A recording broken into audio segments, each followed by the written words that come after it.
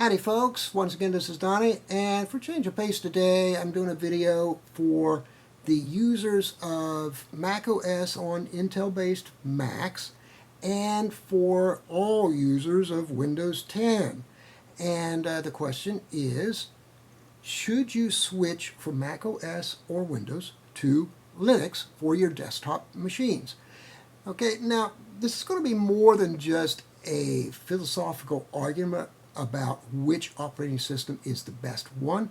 There's a very practical reason for this question now, and that's because if you are a user of Mac OS on Intel-based Macs, then your days of being able to run an up-to-date version of Mac OS on that machine are very limited, or maybe they've even come and gone, right?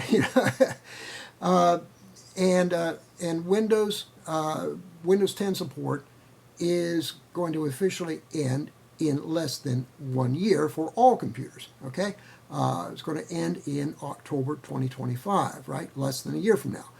So first on the Mac side, okay, Apple Incorporated is really big in this really obnoxious marketing strategy called planned obsolescence. In other words, they allow you to keep an up-to-date version of Mac OS on your Mac computer for only a limited number of years, right? So let's say, for example, you went into Best Buy or Walmart or whatever, and you plunked down your hard-earned money for a brand new Mac Pro back in 2018. Guess what? On certain models of those Macs, I think the Mac Pro, MacBook Pro, maybe a couple other models, I'm not sure, you are now running an operating system that's 2 years behind. That's because in early 2023, Apple made the decision to cut off new operating system upgrades for those 2018 model Macs when they were only 5 years old. Okay, as things stand now, I think you're still getting security updates for them, but that's probably only going to last for another year or so. Okay, they don't support the security updates for the older versions of Mac OS for very long. So anyway, if you've got an older version of a Mac computer, yeah, you're even in worse shape. You're not able to get security updates or anything, so yeah, you're kind of out on a limb as far as Mac OS goes, okay? Although, for right now at least, there is a way to cheat a little bit. There's something called the Open Core Legacy Patcher that you can install on an older Mac computer, and it will trick the newer version of Mac OS into installing on an older Mac. But you got to be kind of a techie to be able to use it, and it doesn't always work correctly. Sometimes you might end up with an unbootable computer. Yeah, trust me, I know about that one. Yeah, I know. Been there, done that. But anyway, the other thing is that Apple has just completed transitioning their entire line of Mac computers over to the new Apple Silicon CPUs. So it's probably in a couple of years, you're not even going to be able to get any type of new Mac OS on an Intel-based computer, because there will be no new Mac OS for Intel-based computers at all. So, yeah, and the obnoxious thing about it is that, the computer scene, it's not like it was back in 2006, which is the year I first got into Linux. Because back then, if you had a computer that was 5 years old, yeah, you probably needed to think about upgrading. Okay, if you had one that was 10 years old, forget it. It didn't have the horsepower to do anything. Nowadays, you can have a computer that's like 15, 16, 17 years old, sometimes maybe even older than that, and it's still got the horsepower to do what you probably need to do as a normal user. Okay, so yeah, I mean, if you're a hardcore gamer, or you're into really hardcore stuff like heavy-duty video editing, stuff like that, yeah, you might want to think about upgrading to a newer computer. But if you're just a normal home user, surfing the web, watching online video, watching streaming video, creating simple documents, writing letters, whatever. Writing letters, who does that anymore? Well, I do because I have a sister who's computer illiterate, so she still writes me letters. But anyway, that's neither here nor there. But anyway, but seriously, a normal home user, a really old computer is probably going to do everything that you need to do, and it will have plenty of horsepower to do it. Now, Microsoft, on the other hand, has traditionally been really, really good at supporting a wide range of computer hardware and also supporting really, really old computers, right? In fact, they even have a 32-bit version of Windows 10 that they still offered. You can put it on the old 32-bit computers, right? Yeah. Who still has one of them, right? But anyway, hey, if you got one, yeah, you can do it, right? But anyway, that's all going to end in October of 2025, which is less than a year from now. I'm recording this in November of 2024. So in less than a year, all support for Windows 10 on all computers comes to an end, and Windows 11 will be the replacement, right? And Windows 11, the unique thing about that is that it's only going to install on certain CPUs, right? So it's not an age-based thing this time with the with Windows 11. Okay, they're doing it by the particular CPU that's in your computer. So you can have a computer that's not very old at all, but if it doesn't have supported CPU, then Windows 11 is not going to install on it. Okay, and even for people who can upgrade to Windows 11 from the Windows 10 computers, apparently not many people want to. I mean, you look around on YouTube, man. You got videos all over the place of hardcore Windows people saying they hate Windows 11. They do not want to upgrade to Windows 11. They hate it, or they have upgraded to Windows 11 and they hate it. Okay.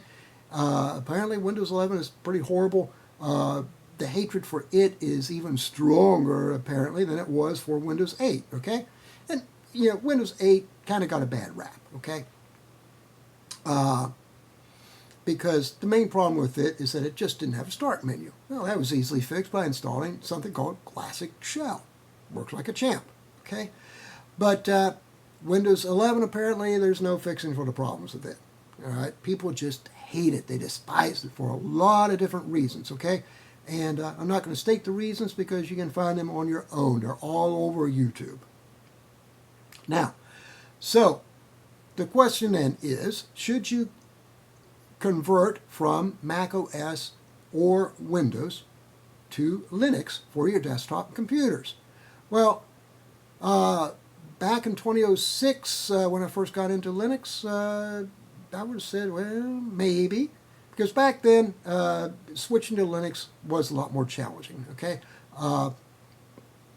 In fact, I couldn't even switch to Linux for everything back then because well, ironically, one of the things I could not do with Linux was to teach online Linux administration classes, because my clients had me using web meeting services that were not compatible with Linux. In fact, I don't think there were any web meeting services that were compatible with Linux. So I would go on eBay, I would buy me some Linux computers, some used ones, and set them up as my Linux teaching machines, right? And also back then installing all the stuff you needed to play video files, audio files, and do online video streaming, stuff like that. That was a real challenge to set up. Nowadays, it's a whole lot easier. And nowadays, I mean, installing Linux, it's a breeze, right? It's a breeze. It's no harder than installing Windows. In fact, it might even be a little bit easier than installing Windows. and also web meeting services now are compatible with Linux. Sometimes I'll have a client or somebody from my publishing company, wants me to get on a web meeting with them, and sometimes they'll want me to use Microsoft Teams. Sometimes they'll want me to use Zoom. I just get on with my little Fedora-powered Linux laptop, and hey, it works like a champ. It works perfectly now. So where it used to be, they didn't work at all, right? But so yeah, really great there. And of course, my webcam on wireless, everything on that little laptop, I've just worked out of the box. Didn't have to do any tweaking on that stuff at all, right? So yeah. And Office documents now is a whole lot better. It used to be a bit of a challenge, sharing Microsoft Office files with people who were using actual Microsoft Office. Back in the day, you could do up simple Microsoft Office files with like OpenOffice or LibreOffice. Anything more complicated, wasn't going to work well. But nowadays, that's even been fixed. In fact, the last of the problems with LibreOffice, which was preventing it from being completely usable as a Microsoft Word replacement, that's finally fixed just this past summer, so yay! And that problem was that it was not anchoring graphics properly, right? You put a graphic in a Microsoft Office file using LibreOffice, and you'd open up the file again, and the file would just be like somewhere else where you didn't expect it to be. Well, that's finally been fixed just this past summer. And you might know it happened right at the tail end of my book writing process, right, for my latest book. But yeah, that's okay. That's okay. At least it's fixed. Okay. The only other slight problem is fonts, Microsoft fonts. People who want you to use Microsoft Office files are also wanting to use Microsoft fonts. That's no big deal. Copy them over from a Windows machine and you're good to go. Okay, maybe it's kind of cheating a bit, but it works. Okay, but the bottom line is that yes, using Linux on the desktop is vastly improved experience over what it was in 2006 when I first got into Linux. Vastly improved. Now, but still, that doesn't completely answer the question, should you switch to Linux? Well, that really depends, because sad to say, there are still some things that you can't do with Linux, okay? And again, go on YouTube, and there's at least one person, I forget the name of the channel, but anyway, and it'd be easy to find, right? But just do a search on YouTube, like you probably do Windows 11 problems or something like that, right? You'll find it. But there's one guy who's a professional musician, and he uses a computer to create and edit and produce his music files, right? And he's very upset that he cannot use Linux because he does not want to upgrade to Windows 11 because of all the problems with it. And he wants to use Linux, but he can't because the software, the music production software that he uses is not available for Linux. Okay? So he's got to have like certain plugins and stuff like that for his software that just aren't available for Linux. So he is very, very upset, and he is trying to push the producers of his music software to finally produce a Linux version. So I hope he's successful, right? And in my own case, there are two things. I really only have two reasons to use a Windows computer for now. One is for my H&R Block H&R Block tax software, which is not available for Linux. I could probably cheat, by maybe installing a Windows virtual machine at tax time. You can get free of charge Windows virtual machines that are good for like 3 months. I could download that, install it at tax time, I guess. The other reason, which might not be solvable with a virtual machine, is that I have one particular Steam game that I don't know whether or not it works on Linux. It might. I don't know. I've never tried it. But anyway, so yeah. Other than that, I mean, I don't really have to have Windows all that much anymore. 99.9% of my work now I can do on Linux. Okay, so and the tax software too, right? I mean, there are actually online web-based tax preparation services I might be able to use. I don't know. Never tried them, but they should work okay. But anyway, the bottom line here, what I'm really trying to say is that before you make the switch to Linux, you do need to evaluate whether or not there's anything that you can't do with Linux. Okay, so if you discover that everything you that you need to do, you can do on Linux, then yeah, go for it, right? Go for it, right? But if there are things that you can't do on Linux, as I say, maybe have a still switch to Linux, but have maybe a Windows virtual machine. Because even if you have an old unsupported virtual machine, I mean, an old unsupported computer, Windows 11 still runs on a virtual machine on it. It's weird. It won't run on the host machine, but it'll run on the virtual machine. Right? But anyway,